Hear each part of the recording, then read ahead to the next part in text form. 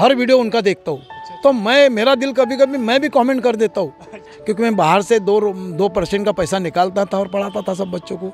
तो मेरे से सिर्फ ब्याज दिया जाता था, 10 साल तक मैंने सिर्फ ब्याज दिया। खुद में नंबर 1 थे ही, लेकिन जिद्दी बहुत थे, जो करना है यानी करना है।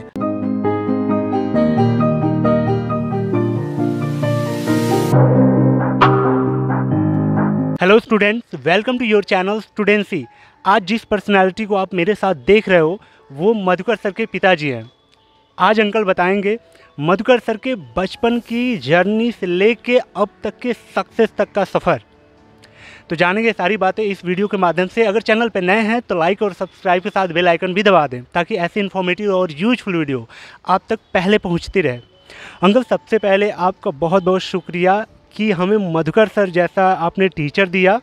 उस परवरिश को अंकल धन्यवाद तहे दिल से, ताकि क्योंकि ऐसे बहुत सारे एस्पिरेंट हैं, यूपीएससी एस्पिरेंट, जिनकी जर्नी में मधुकर सर का काफ़ी बेहतरीन योगदान हो रहा है। उसके लिए अंकल धन्यवाद। धन्यवाद।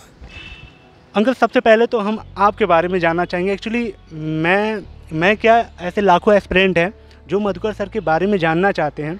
उससे पहले उनकी आवाज़ बन के मैं कुछ आपसे पूछना चाहूँगा। पहले आप अपने बारे में अंकल थोड़ा बताएं। मैं तो छोटा एक किसान हूँ गांव से, और सब में छोटा किसान, यानी परिवार हमारा बड़ा था, सब में छोटे मधुकर सर थे। तो बहुत तकलीफ, बहुत मुसीबत में से निकले हैं बाहर। कितने भाई बहन हैं सर? 3 भाई 2 बहनें हैं। सर सबसे छोटे मधुकर सर सब में छोटे हैं। और वो जो 4 लोग हैं वो क्या करते हैं? वो बड़ा लड़का कंप्यूटर किया था, अकाउंटेंट है। 2 नंबर का लड़का इंजीनियर भी किया था, फिलिप्स कंपनी में इंजीनियर है। और ये भैया सब में छोटे थे, मगर मैं मेरे दिल को समझता हूँ कि ये दोनों से भी टाइट है बहुत। मैं तो उनका जब पढ़ाने का मैं देखता हूँ, हर वीडियो उनका देखता हूँ, तो मेरा दिल कभी कभी मैं भी कमेंट कर देता हूँ कि पूरा भगवान, इनको पूरा भगवान ही प्राप्त हो गया, पूरा ज्ञान इनको ही दे दिया। सर के बचपन की स्कूलिंग के बारे में सर आप बताइए अंकल, कि स्कूलिंग उनकी कहाँ हुई और साथ ही वो पढ़ने में कैसे थे बचपन में? स्कूलिंग तो सरकारी स्कूल में हुई है पूरी 12वीं तक। उसके बाद में यानी हर चीज़ के अंदर वो यानी मुझे तकलीफ नहीं देते थे, क्योंकि मैं चारों को पढ़ाते, 2 बहनें और 2 भाई को पढ़ाते, और ये 3 नंबर, ये 5वें नंबर के थे। अब मेरे कहने पैसा जितना मैंने बोल दिया, मैंने कहा भाई अब आगे की पढ़ाई तुम देखो, मेरे से कुछ जमने का नहीं, क्योंकि मैं बाहर से 2% का पैसा निकालता था और पढ़ाता था सब बच्चों को। तो मेरे से सिर्फ ब्याज दिया जाता था, 10 साल तक मैंने सिर्फ ब्याज दिया, मुद्दल जैसा वैसा रहता था। लेकिन आगे चल के भाई बड़े वाला लगा, फिर दूसरे नंबर वाला ब्याज देता था, मतलब ब्याज यानी ब्याज से पैसे उठाते थे। 2 रुपये सैकड़े पढ़ाई के लिए 2 रुपये सैकड़े के पैसे उठाता था। तो 2 लाख जैसे के वैसे रहते, 48,000 एक साल का ब्याज बनता है 2 रुपये सैकड़े से। तो मैंने ऐसे 10 साल तक 48,000 ब्याज भरते का। एक बंदा अच्छा मिल गया कि भाई गारंटी वाला है, ये दादा पैसे अपने नहीं बढ़ाने का, तो उसने बंदे ने 10 साल तक मेरे से सिर्फ ब्याज लिया।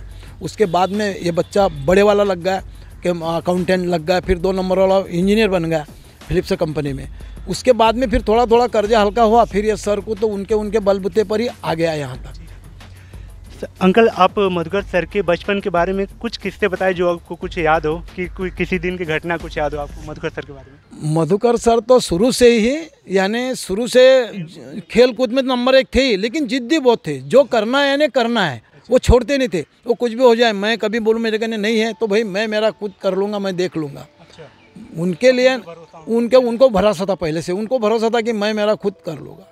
तो मैंने मेरा कोई जरा सा भी सपोर्ट नहीं रहा है। पैसा निकाला, मगर वो 4 बच्चों को निकालते निकालते ही मेरा यानी ताकत खर्चा हो गई, पैसा खर्चा हो गया। मैं बोलूँ मैं क्या भाई अपने कहने पैसा तो अब नहीं है, आप देखो क्या करते हैं। जैसा कि आपने बताया अंकल, सर को किन परिस्थितियों और दिक्कतों का सामना करना पड़ा है अगर हम बात करें, क्योंकि आपसे बेटर कोई नहीं बता सकता इन चीज़ों को। आज हम जिस मुकाम पे सर को देख रहे हैं वो काफ़ी एक प्रतिमान हो गए हैं हम जैसे बच्चों के लिए, और काफ़ी उच्च पद पे जा चुके हैं वो। तो उनकी कुछ कठिनाइयों, दिक्कतों को क्या सामना किया उन्होंने, उसके बारे में अगर कुछ बताना चाहें आप। उनकी कठिनाइयाँ तो इतनी कठिनाइयाँ है कि उन्होंने, तो मैं बोलता हूँ कि उनके इतना शायद ही किसने परिश्रम किया होगा। उन्होंने बहुत मेहनत किया, बहुत मेहनत करने बाद में यानी नाकाम होते थे, हर जगह जाते नाकाम होते थे। लेकिन उनका ऐसा पहले से जीत था कि नहीं कुछ भी हो जाए, मैं को यानी पढ़ूंगा, उसके बाद में अच्छा एक उभर के आऊँगा। क्या जैसे नॉर्मल पेरेंट्स डांटते पढ़ाई के लिए बच्चों को, क्या आप भी डांटते थे सर को बचपन में पढ़ाई करने के लिए? मुझे वैसा डांटने की कोई ज़रूरत नहीं गिरी, क्योंकि वो शुरू से ही होशियार थे, तो मुझे कोई डांटने की ज़रूरत ही नहीं गिरी। तो उनको डांटने की ज़रूरत गिरने ही नहीं दिया उन्होंने। उनके बलबूते पर आगे बढ़े और यहाँ तक आए। उनके खर्चे पर 12वीं तक मैंने पढ़ा, उसके बाद में उनका कमाया, उनके कमाई पर आगे दिल्ली तक पहुँचे। सर एक बात और, अभी सर ने एक बहुत ही महंगी गाड़ी ली थी, आप उसमें बैठे, मैंने देखा, तो कैसा लगा आपको? वो फीलिंग कैसी है आपकी बताइए। मुझे तो बिल्कुल ऐसा स्वप्न लग रहा है कि मैं स्वप्न तो नहीं देख रहा हूँ, क्योंकि मुझे तो इतना हर्ष होता है कि मैंने ज़िंदगी में सोचा नहीं था कि अपने बालक अपने को ऐसे 25 लाख की गाड़ी में घुमाएगा। और मेरे को तो बहुत आनंद होता है और मुझे तो ऐसा लग रहा है कि और कहाँ से कहाँ पहुँच जाए सर। मुझे तो नहीं, मेरा दिमाग तो, मैं दिल्ली रहता हूँ उनके साथ में, और मैं देखता हूँ कि सर तो कहीं से कहाँ तक चले जाएंगे, तो मैं तो अभी तो बोल ही नहीं पाऊँगा। उनका तो मुझे बहुत ऐसा लग रहा है कि बहुत आगे निकल जाएंगे। वहाँ गांव से सर कब दिल्ली आए, और जब दिल्ली आए तो क्या आप उनको अगेन पैसा भेजते थे या फिर सर यहाँ पे अपना सर्वाइव करने के लिए कुछ करते थे? मैंने 1 रुपया नहीं भेजा है, 1 रुपया नहीं, सब उनके बलबूते पर निकले हैं। क्योंकि मैं तो खाली हो चुका था, मैं तो छोटा सा किसान था, मैं खुद मेरे खेत में काम करके उनको पढ़ाता था। जितना मेरे को माल आता था उस पर थोड़ा बहुत कर्जा निकाल के उनको पढ़ाता था, तो ये कर्जा चलते रहे। आपको भेजने की ज़रूरत नहीं मिली, कभी भेजने की ज़रूरत। मैं बोलूँ भाई मेरे कने नहीं, तू आ जाओ वापस, अगर पैसा है तो। मैं बोला, मैंने कहा तुम्हारा देखो भाई, क्योंकि मेरे कने ताकत ही नहीं थी ना।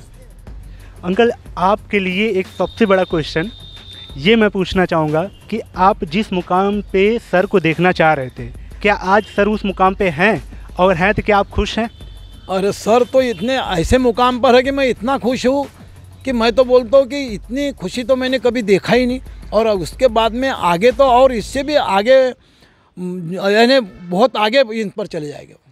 जो सर से पढ़ते हैं बच्चे, उन एस्पिरेंट के लिए आप क्या कहना चाहेंगे, उन बच्चों के लिए जो यूपीएससी की तैयारी कर रहे हैं? मैं तो बोल रहा हूँ कि मधुकर सर जैसा ईमानदारी के साथ मेहनत करे, तो मधुकर सर जैसे, ऐसा नहीं कि आप आईएएस ही बनोगे, लेकिन मधुकर सर के अगर गुण ले लोगे तो मधुकर सर जैसे तो बनोगे ही बनोगे। आईएएस नहीं भी बने फिर भी मधुकर सर जैसे तो बनेंगे ही बनेंगे।